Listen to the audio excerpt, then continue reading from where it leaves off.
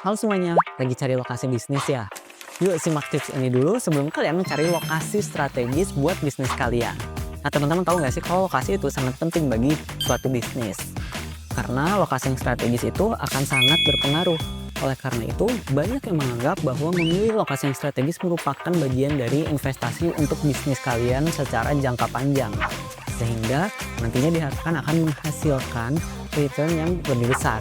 Setidaknya itu ada 11 ciri-ciri yang memperlihatkan bahwa suatu lokasi dapat dikatakan sebagai lokasi yang strategis.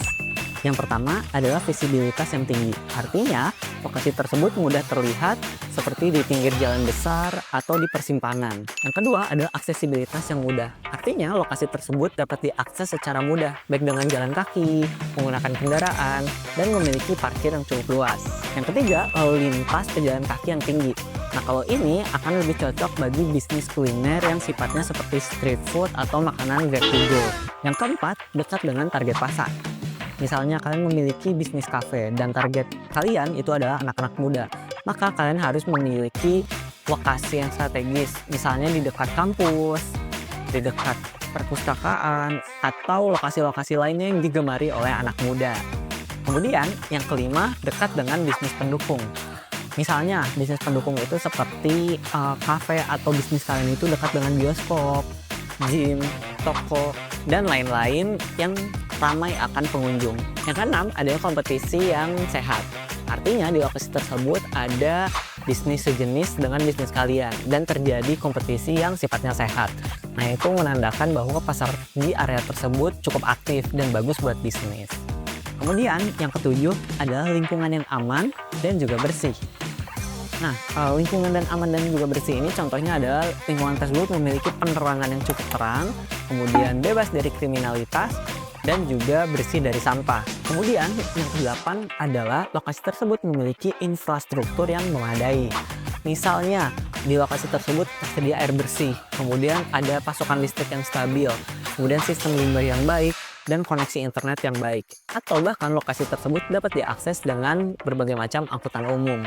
Yang kesembilan adalah lokasi tersebut memiliki potensi pertumbuhan wilayah yang cukup tinggi, di mana lokasi tersebut berada di misalnya proyek-proyek yang sedang berjalan, contohnya proyek kota baru, atau enggak proyek stasiun kereta api baru, dan lain-lain.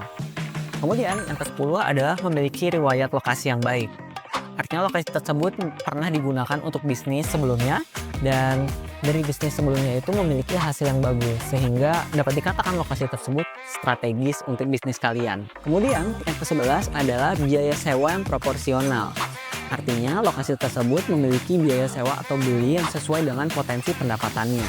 Nah, selanjutnya setelah kalian mendapatkan lokasi tersebut, kalian juga dapat melanjutkan menganalisis potensi pelanggan. Dengan caranya adalah mendalami demografi dan psikografi dari area tersebut.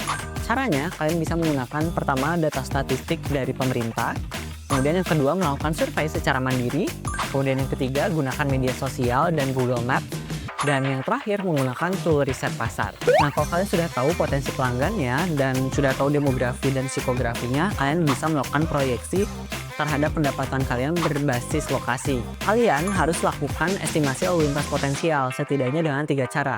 Yang pertama adalah lintas kaki atau pedestrian traffic, kemudian yang kedua lalu lintas kendaraan, dan yang terakhir pengunjung bisnis pendukung seperti traffic dari kantor, bioskop, mall, dan lain-lain. Lalu kalian lakukan pengamatan atau hitung jumlah traffic yang ada dan dapatkan informasi kapan saja lokasi tersebut ramai. Selanjutnya, hitung tingkat konversi. Hitung orang yang melihat lokasi Anda, lewat lokasi Anda, dan juga masuk dan membeli. Nah, buat hitungnya itu kalian bisa pakai patokan rata-rata industri atau lakukan tes kecil-kecilan. Lalu, kalian cari tahu juga rata-rata perbelanjaan dan berapa rata-rata uang yang di-spend atau dikeluarkan oleh satu pelanggan. Setelah itu, cek kapasitas tempat dan kecepatan pelayanan. Hitung berapa meja yang ada dan berapa banyak pelanggan yang bisa dilayani per jamnya. Nah, yang terakhir, kalian dapat melakukan hitung secara sederhana di lokasi yang sedang kalian incar. Misalnya nih, ada rata-rata 1000 pejalan kaki lewat per hari di jam kalian beroperasi. Nah, konversinya itu diestimasikan sebanyak 2%, artinya 20 pelanggan. Nah, rata-rata perbelanjaan per pelanggannya adalah di angka Rp50.000.